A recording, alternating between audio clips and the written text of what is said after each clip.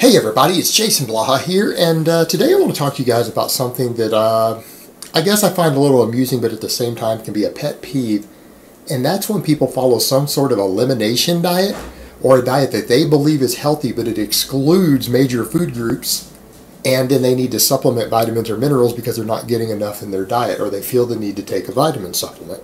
So let me put on my +5 hat of weaponsmithing, work on skilling up my crafting a little bit, and let's talk about this, because this was actually brought to my attention. Mutual friend of mine in Brittany's mentioned that they were B12 deficient. Their doctor diagnosed them as B12 deficient. And this is a relatively healthy middle-aged woman who has this deficiency, but then she had said, yeah, I actually quit consuming dairy a while back.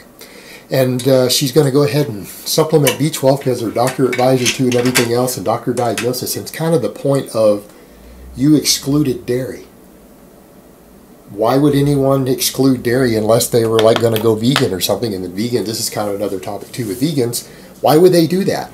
Even if a person's developing lactose intolerance, dairy is absurdly healthy in all other regards. Most experts agree on this. Registered dietitians agree on this. If you're lactose intolerant, there's cultured dairy, there's lactose milk. There's a lot of benefits to dairy. All right, there's tons of calcium, magnesium, there's B12 in it, all this stuff that people oftentimes need, things they actually might potentially get a deficiency in, are found in dairy. But to just cut a whole food out and then go supplement a vitamin instead of saying, hey, wait a minute, why don't I just go back and eat this whole food? But people get caught up in these diet trends and, oh, dairy's bad for you. That's not something that you're going to find registered dietitians or researchers believe. All right, hippies believe that. And I almost feel like I need to take a page from Chris Jones here talking about hippies. And we've got to get these stupid hippies out of the fitness world, because the reality is, you know, we can talk about gym bros and their stupidity and the extreme bodybuilding culture affecting the fitness world. Yeah, that has a negative impact. But so do these hippies. No, man, you don't drink dairy, man. Like, humans aren't evolved to, like, drink dairy, man. We've only been drinking it a short time, man. Here, let me hit this blunt, and I'll talk to you about the evils of the cow, man, and the cow titty. It's like, are you serious? This isn't based on science. This is based upon hippie science. It's not reality.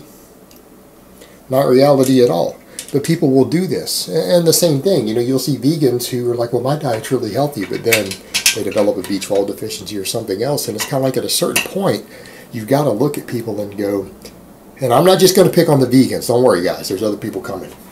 You've got to go, if your diet requires you to consume supplements that would normally be found in the foods that you've cut out of your diet, maybe your diet's not that healthy. In other words, if you need a vitamin or mineral in a certain amount for health, and it's there's not some other non-food reason that's caused a deficiency, like vitamin D3 is an example of that, because it's almost non-existent in foods.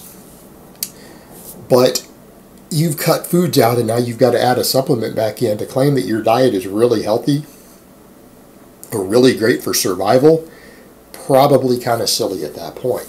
Now, I understand people do their diet for different reasons, but that's the point where maybe you need to step back and say, okay, wait a minute. Am I really on point here? And that was something even durian writers jumped all over Jerry Ward about.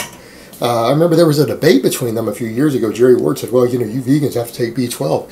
And durian writers said, you take a whole handful of vitamins, Jerry. How healthy could your diet be if you feel the need to supplement all these piles of vitamins when you say vegans need to take B12? Well, how many vitamins do you take? You take a multivitamin every day? Your diet must be horrific.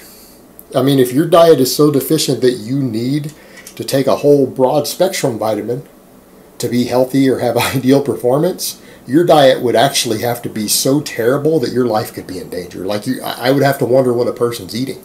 Because you know what? The dietary deficiencies in America are relatively rare. And that's the interesting thing.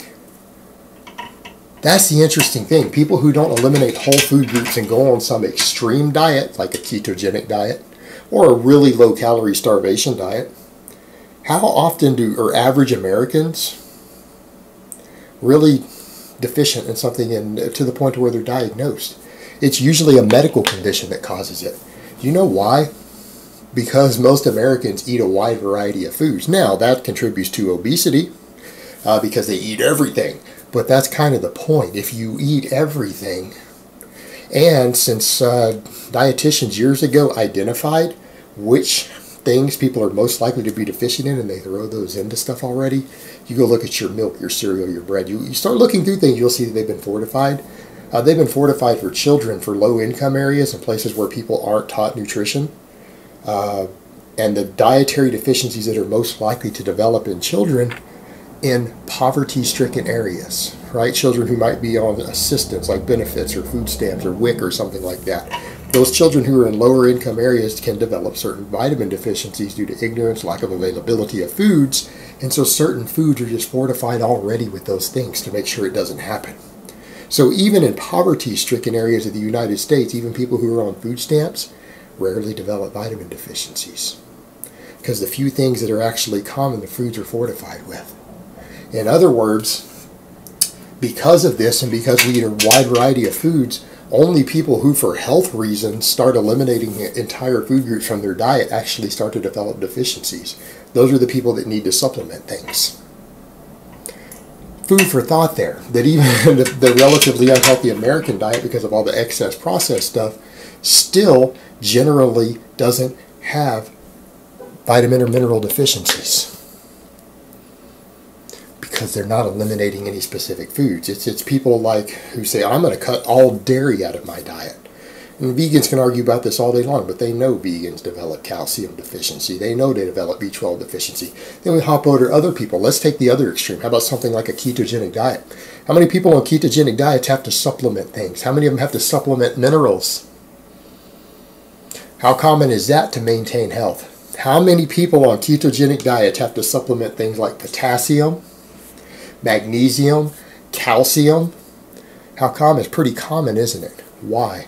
Because they're following a stupid diet that's eliminated entire high nutrition healthy food groups. All right, it's moronic.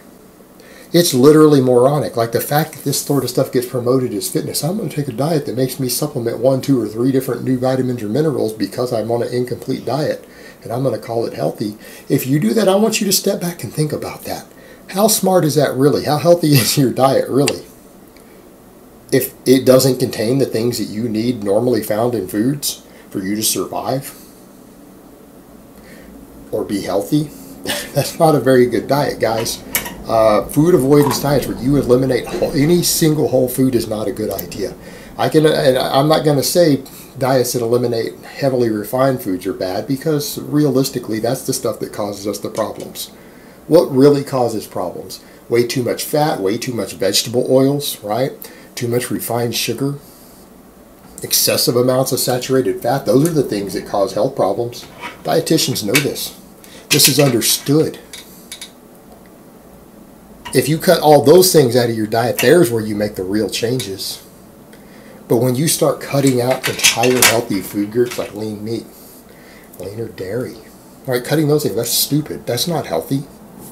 Cutting out grains, cutting out fruit, again, equally stupid.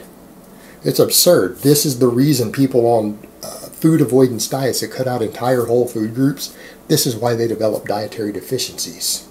They're not eating a balanced diet, and they're cutting out nutritious food, and they're cutting down on the variety of foods, whole foods that they eat by a large margin. That's how they start to develop deficiencies. That's what causes it. And it's really absurd. And at a certain point when people say, oh, I need to take this vitamin and that because of my diet, or I'm deficient, why don't you just eat a better diet? That's a much simpler solution, and it's a healthier solution. Alright guys, but that's really all I have to say on that today. I hope it's been informative, and I will talk to you guys next time.